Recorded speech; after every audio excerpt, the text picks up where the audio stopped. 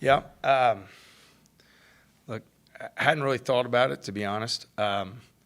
More than anything, we need guys that have like the daily habits to play really hard, really physical and aggressive. And I think whether that's what we played at the 5 position, primarily with George and Robert, or at the 4 with Tristan and Jazz, we just need like a lot of effort, a lot of physicality, a lot of rebounding, ball screen, communication. So I don't know what it looks like numbers-wise. We're not trying to square peg in a round hole statistically.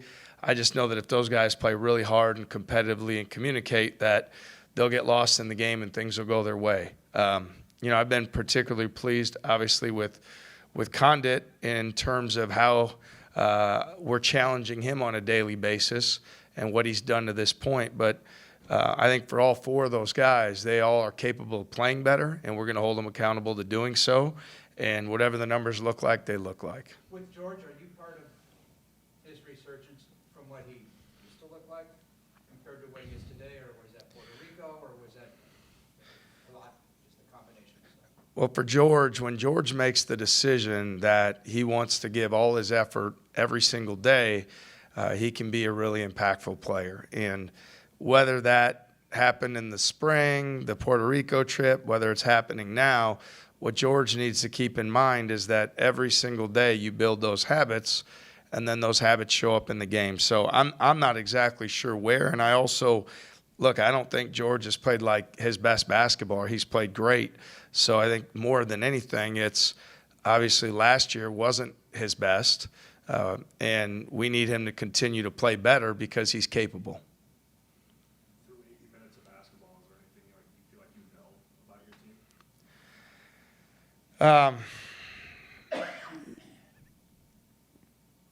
I know who we need to be to be successful, and I think we tried to identify that, in this offseason leading into the season. We need to be a team that is, pressures the heck out of the other team in the half court. We saw that showed up for us on Friday better than it did on Tuesday because we had a lot of unnecessary fouls and just gambles. So I know we have to be that team. I also know we have to be a rebounding team. And even though Oregon State has a lot of size and athleticism, we out-rebounded them. I think that's something we also have to be. The one area that we're continuing to work on that we're not where we would like to be is valuing the ball. Unnecessary turnovers, and they're happening in a lot of ways, whether it's a moving screen, a ball that is tipped out of bounds, a travel, a turnover that's a live ball turnover. So I also know that we have to really value the basketball. And so our team has to be an effort-based group that every night when we take the floor that we play a lot harder than our opponent. And when we do that, good things will happen. So, again, I know it's probably not the answer you want. I don't know, like, statistically, and it may not always be pretty or that sort of thing, but it needs to be scrappy, it needs to be competitive, and we need to be flying around and then see what happens. You guys have obviously been really good defensively, but you still got to put the ball in the basket. You mentioned the turnovers. Can turnovers and good to less than good three-point shooting live together? You've got to fix one or the other. Yeah. Ideally both. But Yeah, and look, like, I think part of the three-point shooting not being as great as we love at this point is, guys just getting into their rhythm, where their shot's going to come from, being really intentional about the quality of pass we're throwing. So I'd say more than anything when it comes to the shooting, there's a lot of guys that have made shots in college games that I have confidence will make those shots. It's more of just getting the rhythm of knowing where they come from and when they come. The turnover thing is something to me that we've got to clean up, and it's got to be with a tremendous sense of urgency because if we do that, I think even last game there was 2 threes that we made after a Tyrese Hunter dragged his foot and, Caleb hit a 3, and then Tristan and Erna drove it and, barreled over his guy, and Isaiah Brockington hit a 3. So we can't take the ball out of our hands, but I'd say the turnover thing is the one that I'm more focused on fixing immediately because I know that those guys will make the shots as they come. Picture-wise, I think everybody fell in love with talking about offense for the last 10 years with pace and space and three-point. But is there, in your mind, a trend or a path to high-level success being shown with what Virginia did and what what Texas Tech did, that maybe defense is shifting back to more prominence in how you can build a winner?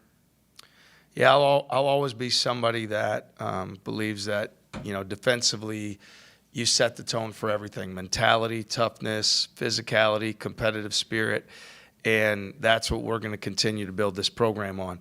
So, whether that's, to your point, what some others have done to build a program, that's how we're going to build it, and it's going to start on that end. I feel like, as a coach, we're going to continue to adapt to the strengths offensively of our personnel, but the constant is going to be defensive effort, defensive pressure, turning people over, getting out and leading the transition that way. So that's who we will be and what we will demand, and guys that know that when they come into this program, we will not compromise when it comes to that defensive effort and energy.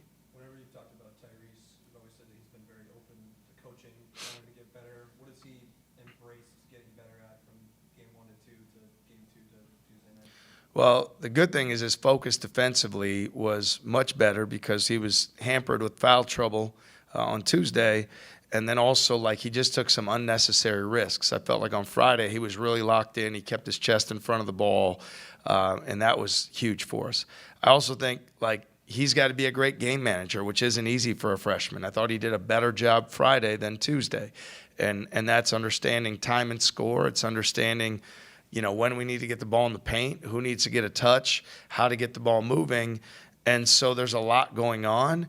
And I felt like on Friday he looked like he had made that progress. Again, it's a work in progress, and he and I spend a lot of time watching film together on what it needs to look like. But what I'll say about Tyrese Hunter is he really wants to be a great player. He really wants Iowa State to win, and he really cares about his teammates. And when you have those things, now it's just a byproduct of time every day that'll get him, where he needs to be at his best every night.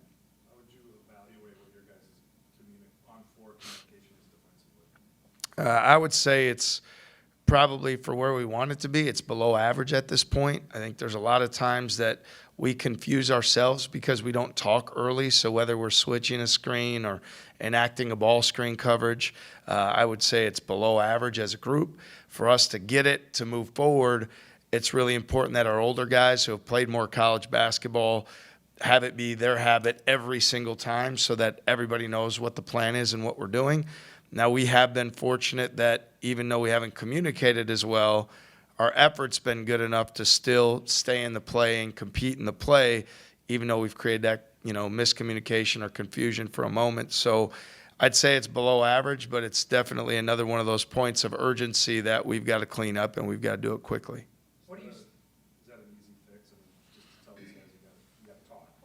Yeah, it's to me, everything comes down to what do you do every single day, and then those habits show up in the game. So until we prove to ourselves that every single day that is what we do in practice, it's not going to be the way we need it to be in the game. So you don't play above your level of habits when the games come. You play to your level. So what we're really trying to instill in our guys is, whether it's a 5-on-5, a 5-on-0, a drill, live play, that how you do anything is how you do everything. We got to do it right. And if we do it right every single day, we have a better chance for that to show up on game night.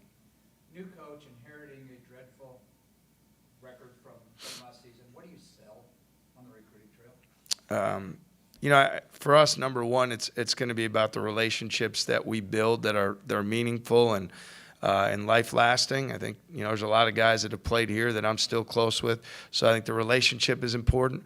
The player development piece. If you look at the guys that have come into this program, we haven't gotten 5-star guys. We've gotten a lot of guys that have come in here and had success above the level of what some would have thought. Whether that's the Monte Morrises or Taylor Horton Tuckers, Tyrese Halliburtons, or even if you go back a few years, with some guys. I'd also say for transfers, I don't know what the exact number is, but it's something like 6 that we've had that have come here, won games here, had success at Iowa State, and gone on to play at the next level as well. So we're not going to skip any steps. I think what we're selling is we have an unbelievable fan base. Hilton Coliseum is truly one of the best places to play in all of college basketball. We're going to invest in the people that come here, the young men that come in our program.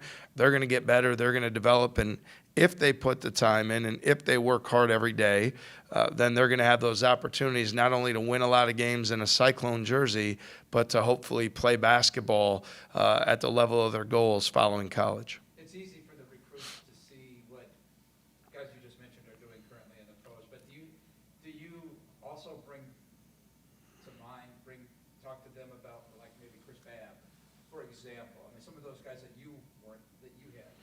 Yeah, I mean, we're really proud of a lot of those guys. I mean, it's Babb, it's Melvin Edgem, it's Tyrus McGee, it's Will Clyburn. There's guys that have had, extremely long and fruitful careers overseas, and you don't realize a lot of those guys are putting themselves in position on a daily basis that they might be fortunate enough to not ever have to work a real job if they're smart with their money. So we've had quite a few of them. Even Craig Brackens and Deontay Garrett are still playing professionally. So there's a number of those guys that have had that opportunity. What's more important to me is that, like, when they come in here, that they know this is business. It's about work capacity, what we do every single day. And whether your goal is to go to grad school, to be an accountant, to, be a social worker, to play overseas, NBA, whatever it is, that we are going to challenge you and push you every single day to be your best at whatever it is. And then when this opportunity here is done for those guys, that they can go forward and be successful in whatever they want to do. I know you've coached elsewhere and you've obviously coached here before. Has anything surprised you to be in just about being the head man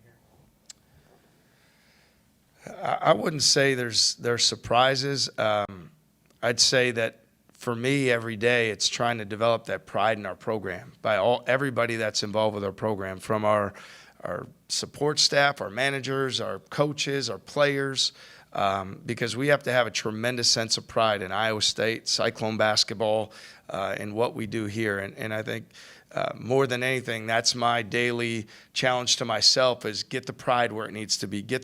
So that everything that we do looks one way, that everybody looks at it and says, that's how it should look.